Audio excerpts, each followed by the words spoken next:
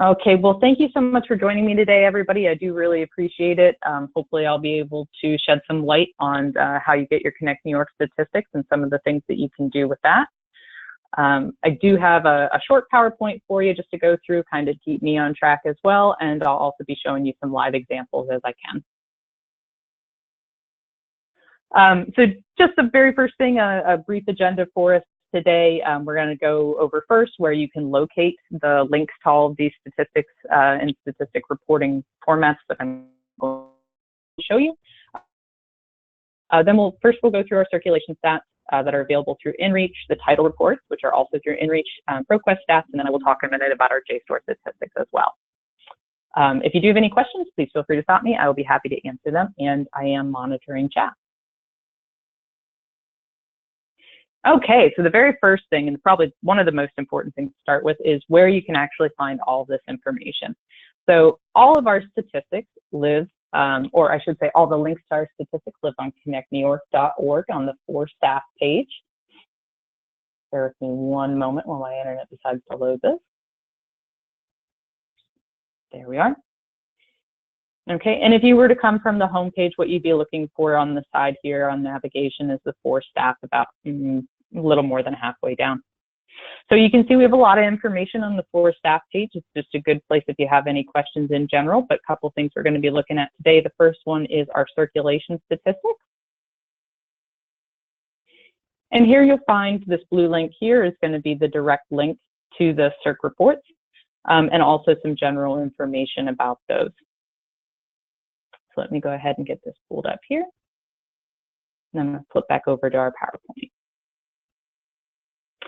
So I'll also provide this, this PowerPoint. It can kind of serve as some documentation for you to help you out and walk you through these things. And all the links for the different interfaces are linked in here as well. So just some notes, there are 4 different types of circulation reports that we're going to take a look at and that are available to you. Those are requests, and the requests show all requests sent to your location, while the fulfillments report, the second one down, shows only those requests that were actually processed. If you run both of these reports for a given time frame, and then divide your total fulfillment by your total request, that's going to give you your fulfillment percentage, just in case you are interested. Then another type of report you can run or that you can see is this cancellation report. The cancellation report itself doesn't actually show these reasons here. What they're going to do is show a code, numbers 1 through 7, and you can see what each of those codes mean here. That information is also available on the For Staff page once you click into that circulation notice area. The circulation report is going to show you the number of requests that were canceled. The last type of report that you can get from this is a transfer report. The transfer report shows the number of items that were transferred to another institution for fulfillment, and transfers do not count as cancellations, so you will not see an overlap in those numbers. So let's go ahead and take a look at these live reports here, once I find them. Okay, so you can see here that when you open up this page, or when you click on this link and it brings up the patron reports page, it's going to default to the requests report, because that is the very first one in the list. It is also going to default to last week as your date range, since that is also the first option here. You'll notice these reports are somewhat limited in what they'll show you and what sort of customization you have, but they can provide you some pretty good information depending on what you're looking for. So several options for your date ranges. You have last week, yesterday, 2 days ago, month to date, YTD is year to date, user specified, and then last month. Thing to note about user specified is that you can only get 1 month at a time. So for instance, if I ran this report, if I just wanted to see the report information for January, this is what I would do. It would be 1 for the month, so January, and then the year. And this goes from the first of the month to the last day of the month, which you can see up here. It'll show you the creation date, and then it'll also show you the time period that this report is for. This ratio right here, ratio LB, indicates your institution's lending to borrowing ratio. The closer you are to 1, the more even the exchange. Pam, Jean Berard from Innovative, and I do periodically revisit our load balancing table to ensure that no one institution or several institutions are taking on the bulk of the lending.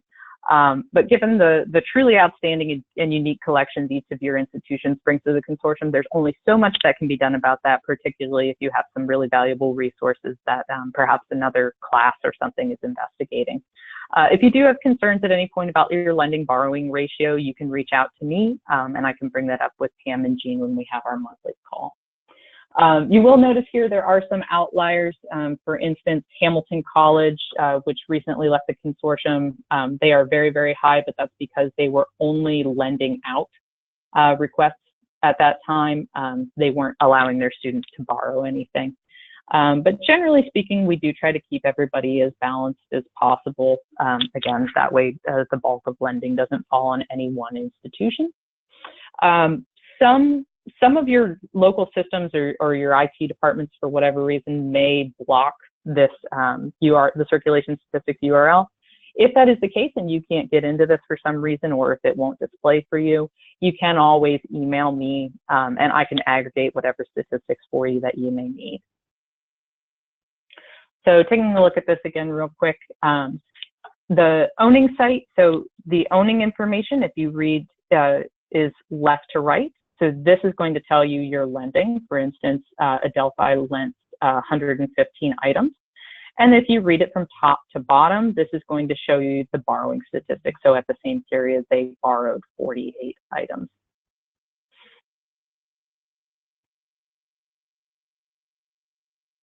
Okay, switching back over to the PowerPoint here, one of the things I want to talk to you about is how you get this information from the web onto your computer and potentially into Excel or your preferred spreadsheet program.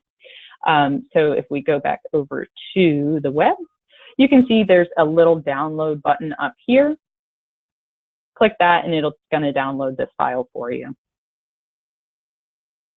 Thing to note is the file downloads as a .txt or a text document. If you are using this on a Mac, before you can import it into Excel in particular, you may need to add the .txt extension. Windows users shouldn't have that issue, or generally speaking, do not.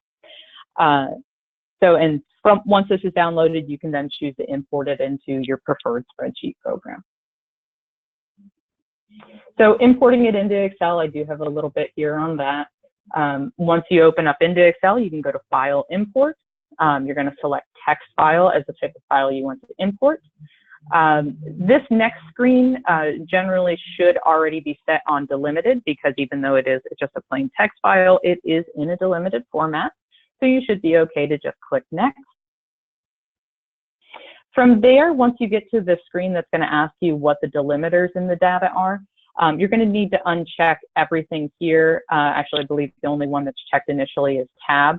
As it downloads, or the file itself, it's delimited by the pipe character.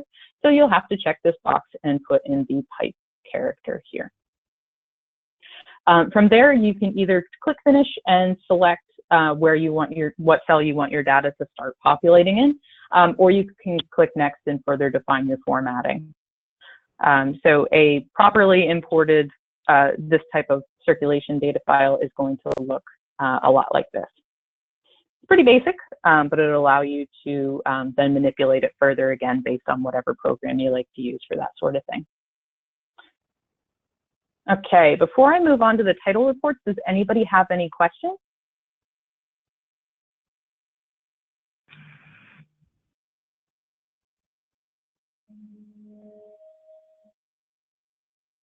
Okay, I'm going to take that as a no. Again, if you do have anything that pops up, definitely feel free to stop me. I am going to pause the recording at this time. The next slide has some login information that I don't necessarily want shared on the video, so I will start the recording again once we are past that.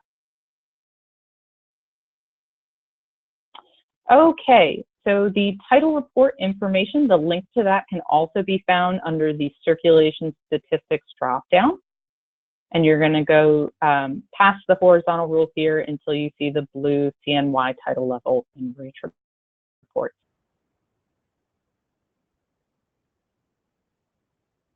And as I mentioned to those who are live on the call, this does require a login. If you need that login information and password, please email me directly. I'll be happy to provide that to you. Once we get into title reports, you're going to click on the Generate Reports link here. And from here, we have a couple of options. So all of these fields are mandatory, just so you know. And from here, you have the option to select all of our institutions or perhaps your own institution. For the purposes of this demonstration, I think I will just do, let's see, we have Canisius and Medina Call. I am going to use Canisius for this example. So you have some more limited options for your date ranges here, month to date, year to date, last month, and user specified. User specified is just like the circulation reports in that the smallest unit of time that you can ask for a report from is 1 month. So let's do year to date just for fun. And then you also have 3 different options for report types. So you have filled requests, unfilled requests, and loaned items. And I will switch back over to the PowerPoint here. So real quickly, the filled request report displays the patron requests fulfilled by other CNY institutions. Unfilled requests report shows patron requests that were not fulfilled. And the loaned items report displays requests received and fulfilled by the institution selected in the first field when you go to do that under Select Library. So depending on your criteria selection, filled requests and loaned items may show the same data. It depends on how you format your query there.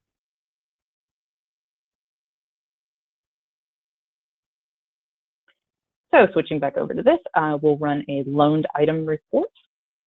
So this is going to show me items that Canisius has loaned to date. From there, you have the option to sort by title, call number, publication year, or borrowing agency. Borrowing agency, of course, is the institution, the patron's institution who's borrowing the item. And then you can select different call number types depending on what you prefer to use or what you prefer to see. I'm just going to go with LC for now. And then you have 2 different options for output files. You can either download an Excel file directly, or you can do a bit records file. Most of the time when I do this, I tend to download Excel files, but it is nice to have this option. So we'll go ahead and click Submit.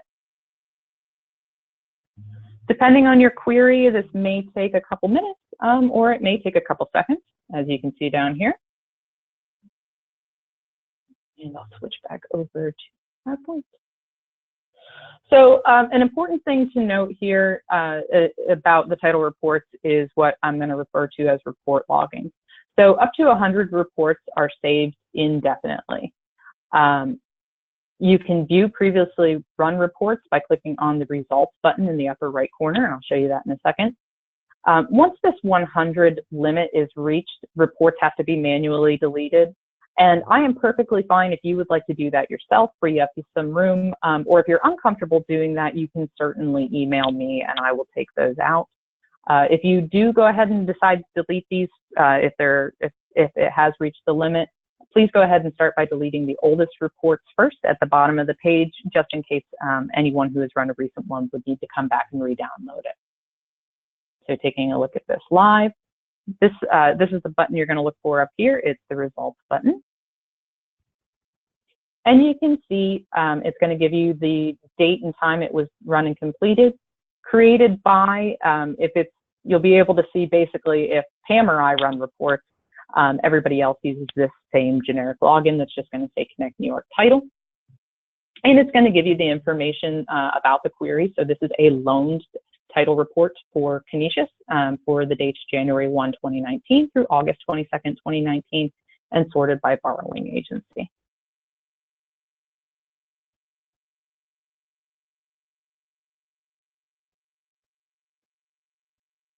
So the nice thing about this is, unlike the circulation stats where you have to sort of manually import it into Excel, this does come as a .xlsm file. So it should open up right into Excel. And we'll take a look at that one that I downloaded here.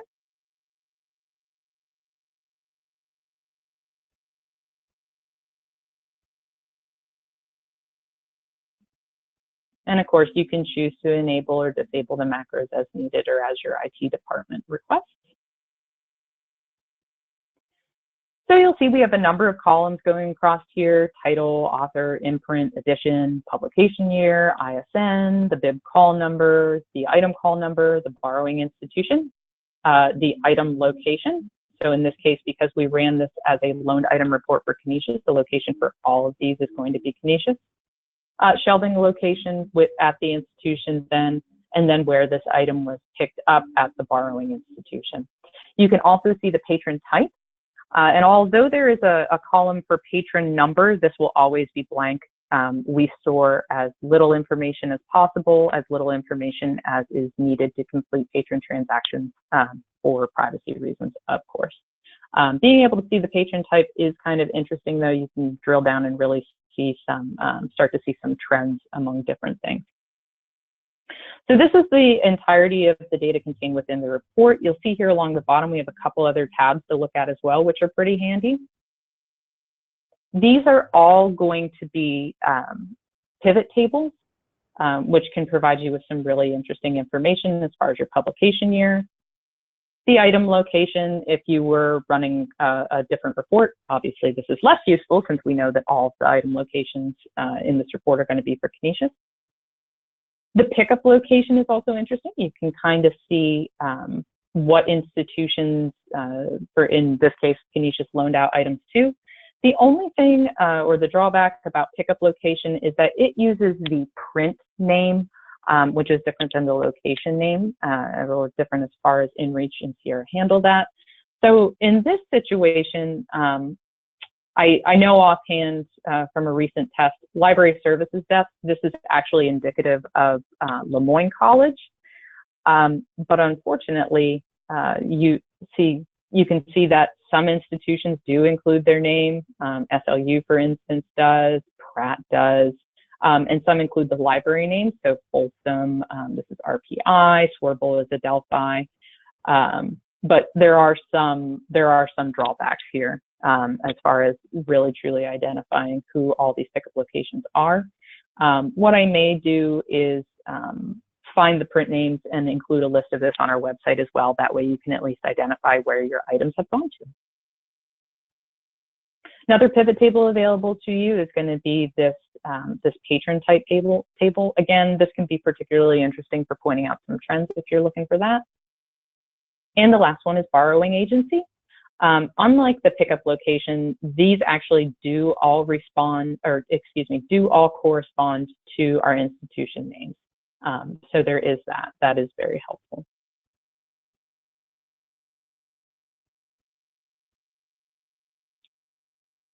Okay, and let me just see here. Okay, any questions at all about the title reports before I move on? I should say, I missed my own note. So just something to be aware of. Title reports were previously limited to a maximum of 2,285 rows, which is actually 2,282 items, since the first 3 rows are used for formatting and column identification. I had made III aware of this, and they have increased that limit. However, I am not sure what our current limit is. I will try to find that out and update the website with that information as well. Hopefully they have increased it to such a degree that it won't be an issue. Previously, it was a little bit frustrating to be limited, again, to those 2,282 items, if only because it gives you an incomplete picture of what actually is going on as far as your titles. But yeah, sorry. Any questions before I continue on, talk a little bit about ProQuest?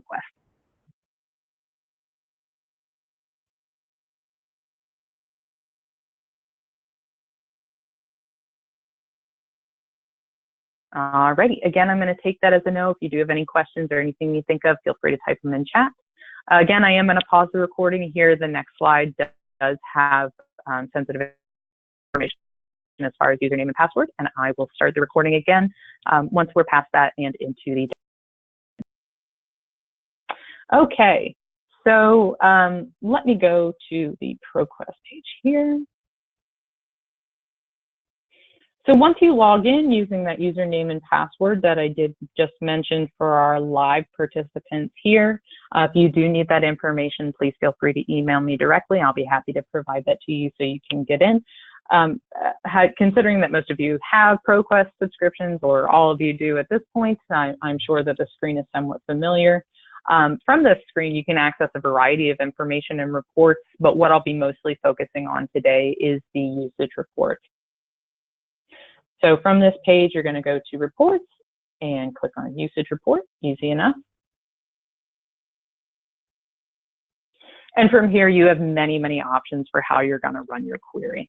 So you can either run reports for all of the members. I imagine only that information may only be useful to me, but it may be interesting to run information against other institutions as well, especially if there's same Carnegie classification or size or focus. So for this purpose, I am going to use MEDAI as our test case. And here, like I said, you have many options for how you want to run your search. You can go by collection, by publisher, by subject, course publication date. For now, I'm going to run a really simple report, and we're going to go to usage date. So we'll go pretty much the same time, January 2019 through, let's say, last Friday. Now you have a purchase type option here, and I just want to note a couple things. So we did stop our access to our DDA, ATO, that's access to own program with ProQuest as of June 30th of this year. So any searches that you run, if you do want to limit by purchase type, if you want to run them that are prior to June 30th, if you don't want all of these, the best ones for you to select to get the information that you need are going to be auto purchase, subscription, ATO loan, ATO purchase. STL actually might be another one too. Of course, if you're not too concerned about limiting by purchase type, you can go to show all. For anything after June 30th, so moving on forward, your best bet if you're going to limit by purchase type is auto purchase and subscription, since we are still retaining our ProQuest Academic Complete subscription, which does include the College Complete, University Press, and Reference Complete packages. You also have the option to limit your query by access model. Generally speaking, after June 30th, unlimited is probably what you're looking for there. You have the option, of course, to limit by use type, trigger events, and then you have additional filters available to you here. Like I said, for the purposes of the webinar, I'm just going to run a real basic search for MEDAI College's usage from January 1st, 2019 through last Friday, August 16th. So we'll hit search here. And while I'm waiting for that to process, oh, that was much speedier than before. Okay, so depending on the size and complexity of your query, it may take a couple minutes, sometimes up to 5 minutes or so, to run the entire query and show it here on this screen. So from here, you can either browse it, or you can go ahead and either view a summary of this information, or you can export it. Your export is going to download as a .csv file. This is something that any of your standard spreadsheet programs should be able to open, including Excel and numbers for Mac, which is good to know. The only thing about viewing this information here is it's a little bit wonky because you can't quite see it, but when you export the report, and I'll do it here in a moment, and when we open it up in our spreadsheet program, we're going to see we actually have many more columns than are visible to us here. So this will give you a nice overview, but it's not necessarily going to give you the entire picture depending on what you're looking for. Again, you do also have the option to just view a summary of this report, which is pretty handy. And I'll wait a minute while it's doing that. For those of you who may have attended Collaboration Day the past 2 years, the ebook committee did put together some information about the top 5 most used titles in the consortium, and also the top 5 subjects, that sort of thing. And that information all comes from these usage summaries. So again, you can see your total titles used, book downloads, unique users, a lot of really great information here. You also have the option to just export this summary. Scrolling further down, you're also going to see your top 5 most used titles for that time period, which can be really interesting for drilling down into some information. And then you're also going to see your top 5 most used subjects. So going back here, we'll click on the export button, perhaps.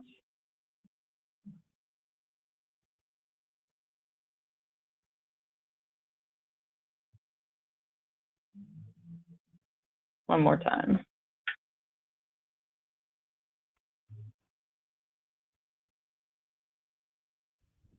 Okay, well, since it doesn't want to play with me today, what should happen is you're going to get a little spinny wheel right about the center of your screen. It's going to think about downloading it. Again, that's the time it takes to do that is, sorry, a little bit delayed apparently. And here it appears down here. Anyway, the time it takes for it to download it and the time it takes for it to process it and package it as a CSV file is going to vary again based on the complexity and size, complexity of your query and size of the returned information.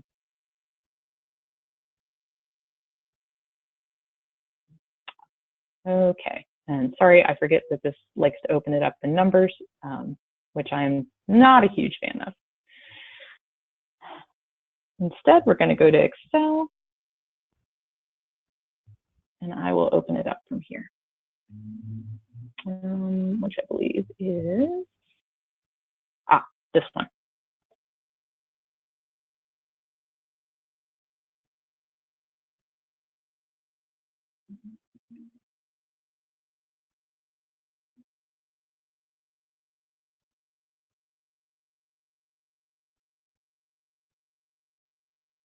Okay, so because it is a .csv file, when you open it in Excel, you may need to go through that process similar to what we talked about for getting the circulation reports into Excel. So like I was saying, this actually, when you take a look at the usage report, it provides you a much deeper look at this information. You have far more columns to take a look at. And if you expand these ones with hash signs in them, of course, you'll be able to actually see the information. But a much more detailed look at who was accessing, what was accessed, even the reader duration, how long, what specific pages, that sort of thing. And again, the username, the patron information is somewhat protected here.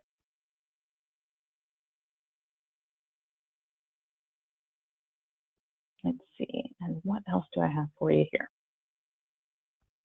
Okay, so we talked about viewing and downloading. Okay, and before I talk about JSTOR at all, does anybody have any questions about the ProQuest usage statistics that I just showed you? Again, there's so many more, or there are so many Lib Central interface once you have accessed it.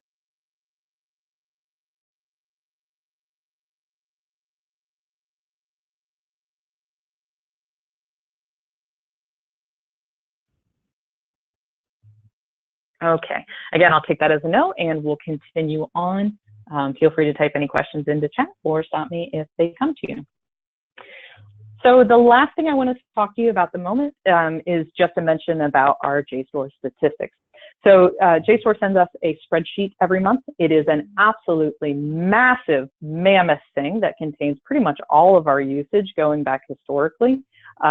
Our records manager, Pat Holtz, who came to us by way of RPI, occasionally has mentioned that it is so large that it will stall out and cause her computer to have some problems. The file itself is so large that we cannot host it on the ConnectNY website. And honestly, going through it is a bit of a chore. There's a lot of very useful, very good information in it. getting into it is not quite as easy as ProQuest Lib Central. What can I say? They do not have a statistics portal available to us at this time, which is why they do send us this monthly updated spreadsheet. However, I may have heard or possibly misheard that they were looking at working on a statistics portal. If you are interested in receiving your JSTOR stats, you can either email me or, again, Pat Holtz, our ConnectNY Records Manager, and we will send you the spreadsheet or just your particular institution's portion of the spreadsheet, depending on how you would like that broken down. The JSTOR usage statistics in particular are also included in the quarterly ebook committee reports. And just to point those out here,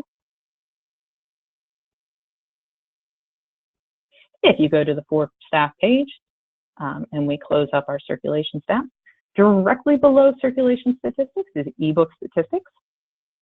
And from here, here's the direct link to the sign-on page for our ProQuest Lib Central that we just walked through.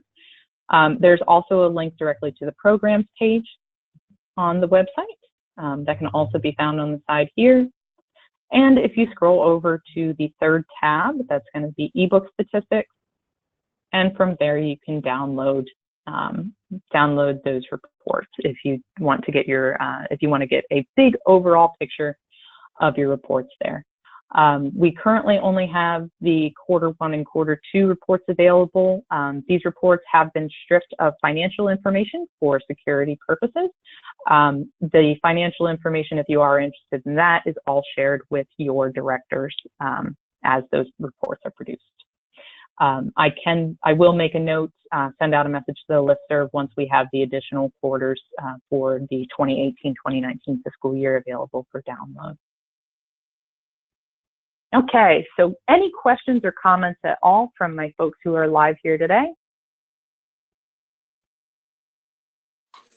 This may be sort of, it's maybe kind of a silly question. I'm just interested very much in like what the, so you kind of outlined like how to do these reports, but I'm interested in what you think the best cases are for running like any particular report, or like how a library can benefit from them. I'm sorry, can you say that last bit again? Sure. I'm just looking for like the cases in which we should run these reports, or how we could benefit from them, in addition to how to run them specifically. Yeah, sure. So I guess I should preface, your mileage may vary. The reasons I can see to run these may be if you're coming up with a meeting perhaps on your with your administration, and your administration is asking you to provide, some justification for your participation or continued participation in ConnectNY.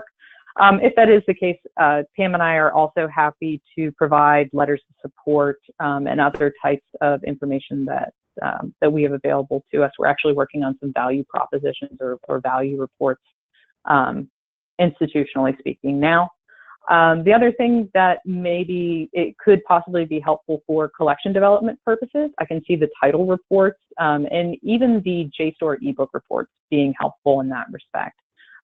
So if you take a look even at just your summary for the JSTOR statistics, the top 5 titles, I think that's very interesting and that's very telling. For instance, if it seems like there was one title in particular that may be enjoying a lot of usage, so maybe there's a professor that's using it for a class, it might be something, and you see that, it might be something to consider, well, perhaps, we will also purchase this title in addition to having the access to it through the consortium. I think there are a lot of good use cases for this. Your circulation data, that is very interesting to me, but I sort of look at this at a much broader level, I think. So your circulation data you could do for a variety of things, or it would be useful for a variety of things, including, I suppose you could take a look at your ConnectNY loans versus your other interlibrary loan statistics and compare those there.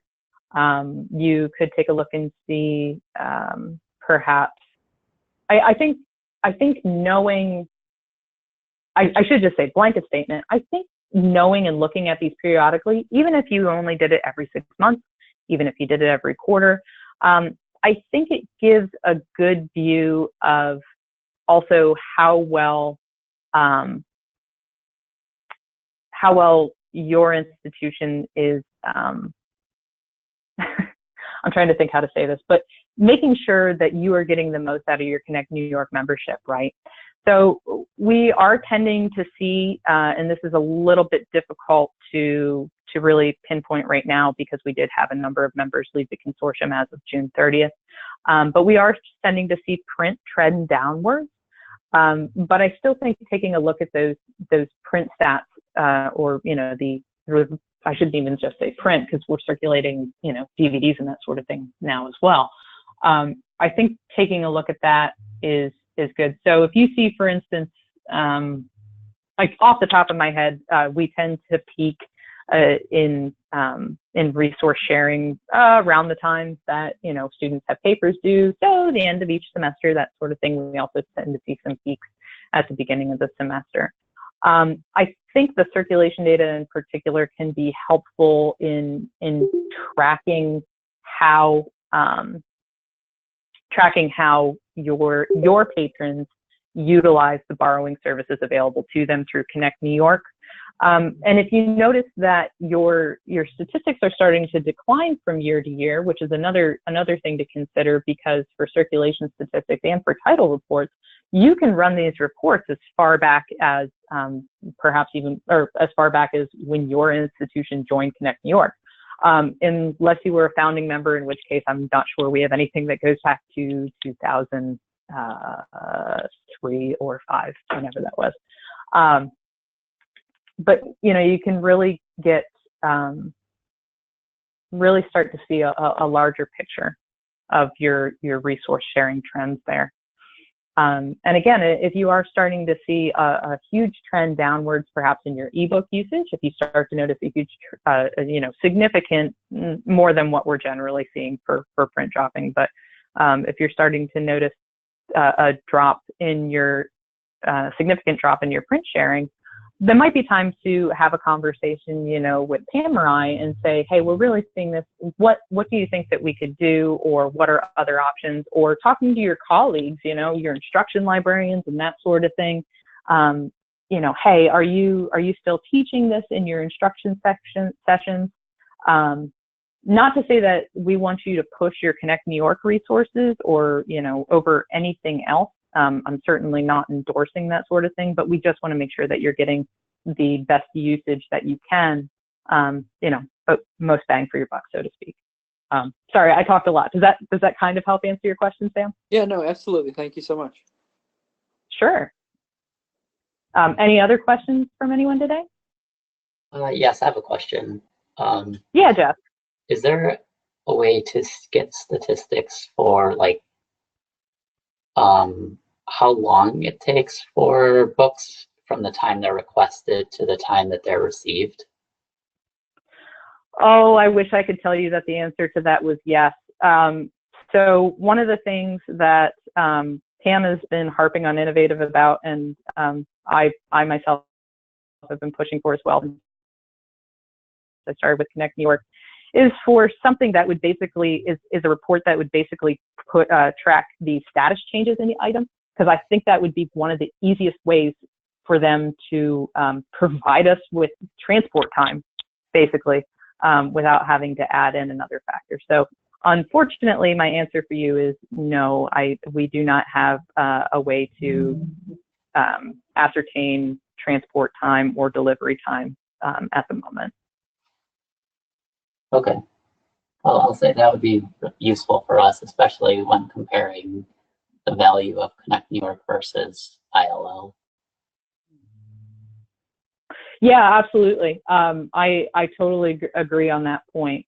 Being able to track that transit time is really key for a lot of things, particularly as Pam and I are both involved with ELD, and ELDs going through that RFP process and going over the proposals and everything else. And one of the questions that I think is worth asking with whatever data that we can acquire is, what is a good value proposition here? Would it be better for the Connect New York community to consider other options as far as delivery goes? But no, I completely agree, and I wish we had something for you at the moment, but unfortunately, I don't have a good answer for you today. Okay.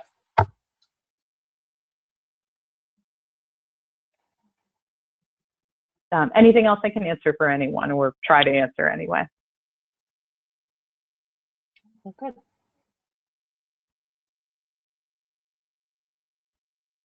All right. Well, thank you so much for joining me today. I really appreciate everybody taking the time out of their schedule. I hope this was useful. As I mentioned, I will share the PowerPoint with you. I will also share the recording link, which we'll throw up on YouTube. And if you enjoyed this presentation, and if you happen to come to any of the other knowledge share webinars I've done this summer, please consider facilitating one on a topic of your choice or something you're really interested in. I really feel that this sort of thing, sharing amongst colleagues, is a way for us to grow as a community, and also kind of help combat that, it's not a lot of funds for professional development, so let's help develop each other, right? But anyway, I hope you guys have a wonderful day, and thank you so much. Okay, thank you, Sarah. Thanks. Have a good one, Pat and Jeff. Have a good one, Sam. Bye-bye. Okay.